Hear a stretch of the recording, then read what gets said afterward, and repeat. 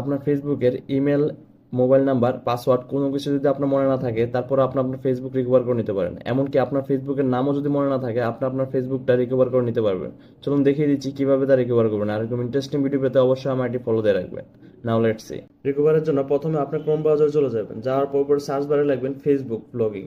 Facebook log in করার পর এই যে নিচে দেখতে পারতেছেন ক্রিয়েট নিউ অ্যাকাউন্ট, এখানে ক্লিক করে দিবেন। যাওয়ার পর নিচে ফাইন্ড মাই অ্যাকাউন্ট, এটাতে ক্লিক করবেন। তারপর উপরে সার্চ বারে লিখবেন আপনার ফেসবুকের নাম। নাম লেখার পর এখানে আপনার অ্যাকাউন্টগুলো দেখাবে।